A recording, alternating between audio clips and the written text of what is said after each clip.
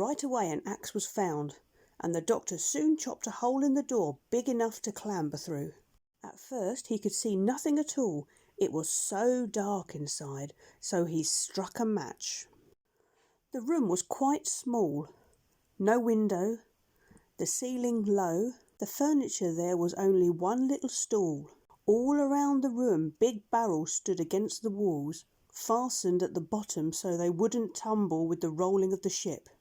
And above the barrels, pewter jugs of all sizes hung from wooden pegs. There was a strong winey smell, and in the middle of the floor sat a little boy, about 8 years old, crying bitterly. "Woof, I declare it's the pirates' rum room," said Jip in a whisper. "Yes, very rum," said Gub Gub. "The smell makes me giddy." The little boy seemed rather frightened to find a man standing there before him and all those animals staring in through the hole of the broken door. But as soon as he saw John Dolittle's face by the light of the match, he stopped crying and got up. "You aren't one of the pirates, are you?"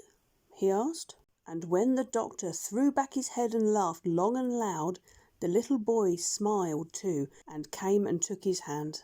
"You laugh like a friend," he said, "not like a pirate. Can you tell me where my uncle is?" "Oh, I'm afraid I can't," said the doctor. "When did you see him last?" "It was the day before yesterday," said the boy. "My uncle and I were out fishing in our little boat when the pirates came and caught us.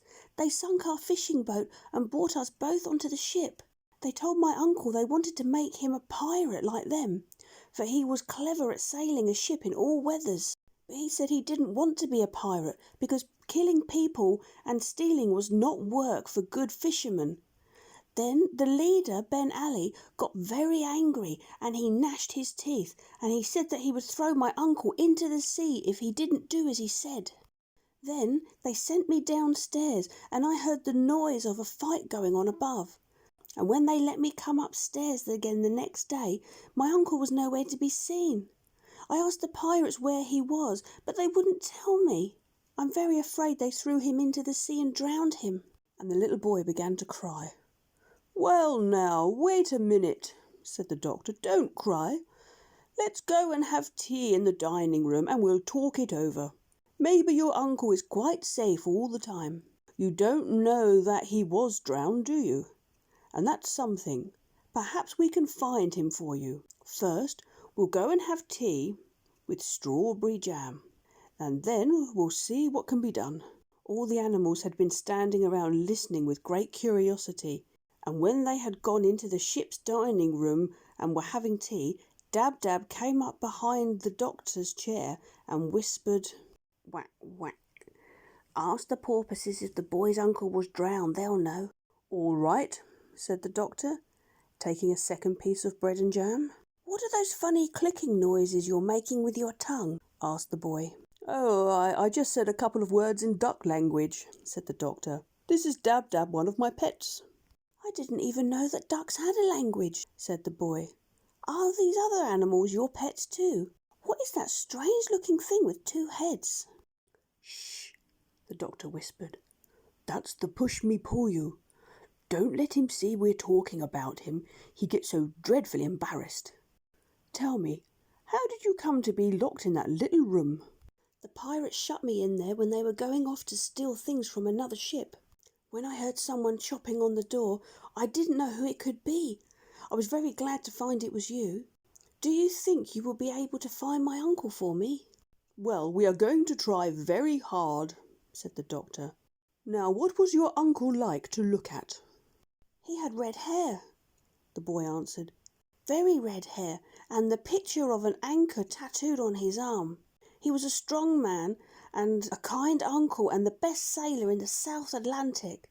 His fishing boat was called the Saucy Sally, a cutter-rigged sloop." "What's a cutter-rigged sloop?" whispered Gub Gub, turning to Jip. "Shh, that's the kind of ship that man had," said Jip. "Keep still, can't you?" "Oh," said the pig. "Is that all? I thought it was something to drink." So the doctor left the boy to play with the animals in the dining room and went upstairs to look for passing porpoises. And soon a whole shoal came dancing and jumping through the water on their way to Brazil.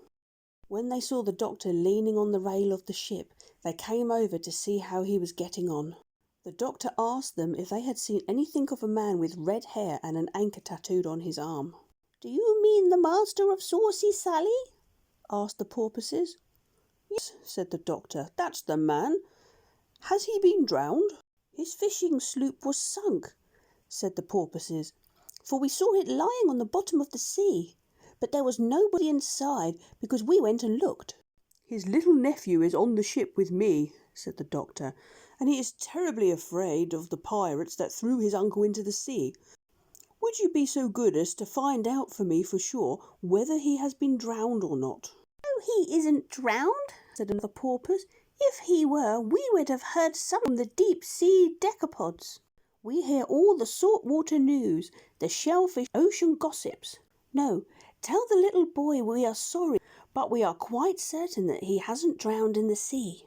So the doctor told the nephew, who clapped his hands with happiness, and the push-me-pull-you took the little boy on his back and gave him a ride around the dining-room table, while all the other animals followed behind, beating the dish covers with spoons and pretending it was a parade.